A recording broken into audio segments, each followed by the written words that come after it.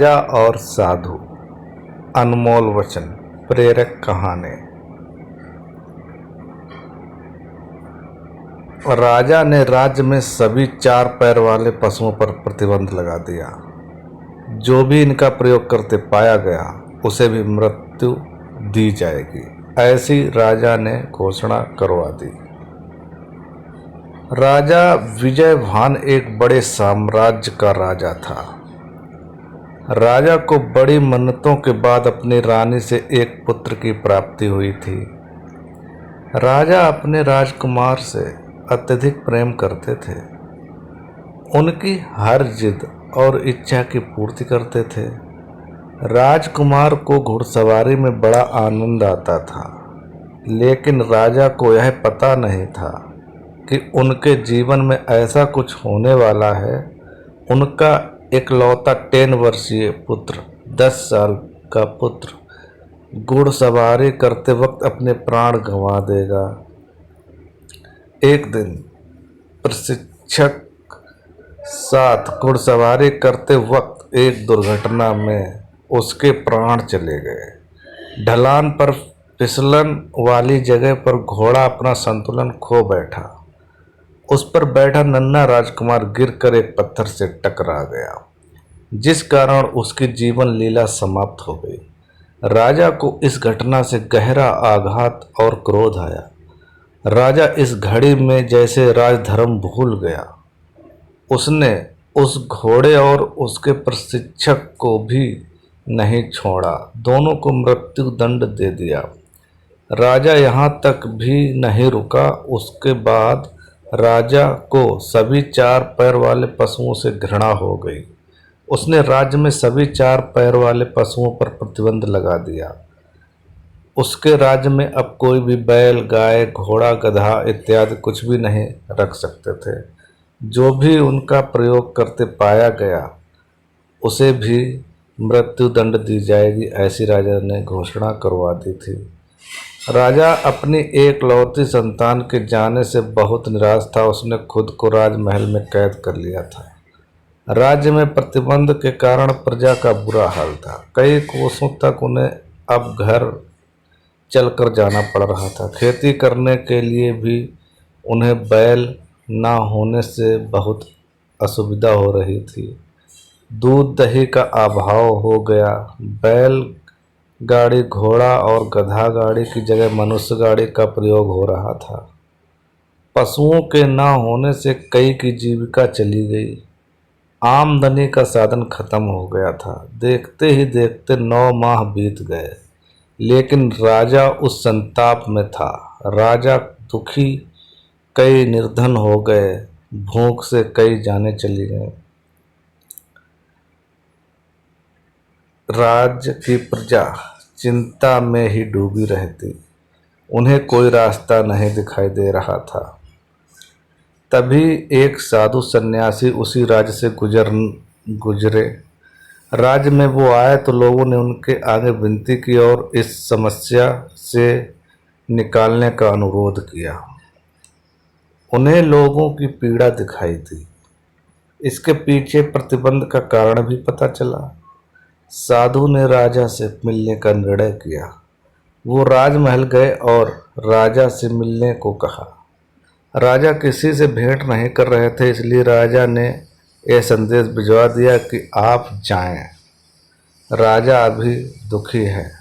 उस साधु ने कहा कि मैं उनके पुत्र के विषय में ही उनसे कुछ चर्चा करने आया हूँ। राजा यह सुनकर उनके सामने उपस्थित हुआ। राजा ने उन्हें प्रणाम कर कहा कि आप क्या करना चाहते हैं।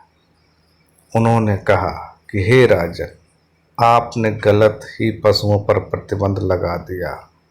आपके पुत्र की मृत्यु का कुछ और कारण है। राजा को लगा कि यह पहुँचे हुए लगते हैं। मन ही मन कुछ समय उसने विचार किया और फिर कहा, क्या हमें बताइए, ऐसा क्या है जो आप जानते हैं और मैं नहीं। उन्होंने कहा कि जल, आप जल पर प्रतिबंध लगाइए ना। आप जल पीजिए ना, आपके राज्य में कोई जल का प्रयोग करेगा और ना ही वर्षा होगी, ऐसा प्रतिबंध लगाना सही है। राजा बोला, आप क्या बोल रहे हैं? आप सन्यासी होकर एक बाप की पीड़ा के साथ खेल रहे हैं। वो बोले, मैं सच बोल रहा हूँ। घोड़ा अपने आप नहीं फिसला, वहाँ फिसलन थी क्योंकि घोड़ा फिसलन से फिसला और वो जल के कारण होती है। वहाँ आप भी जाकर भागेंगे तो गिरेंगे तो फिर घोड़े का क्या दोष? राजा सोच में पड़ गया।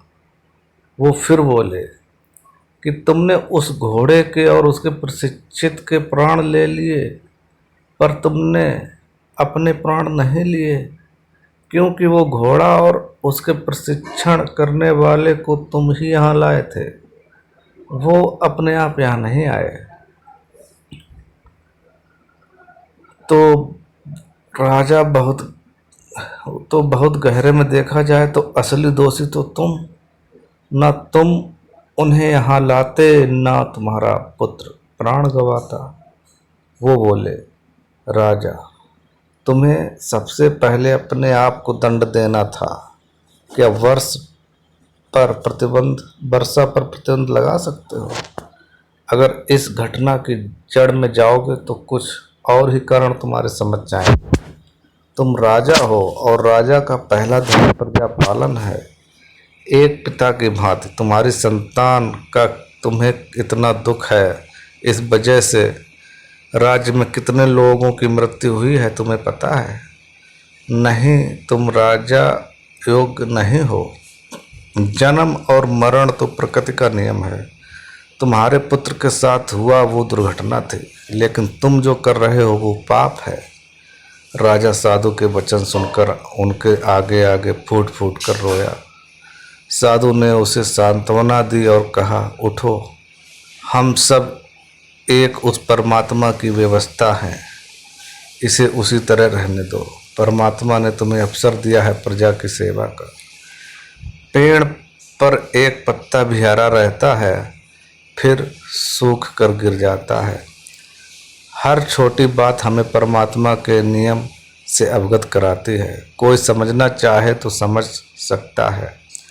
बहुत हुआ राजन, अब विलम्ब मत करो, अपनी प्रजा का पालन करो, अपना धर्म निभाओ। एक बाप अपने पुत्र को ना बचा सका, लेकिन एक राजा ना जाने कितने दूसरे पुत्रों को खुश रख सकता है।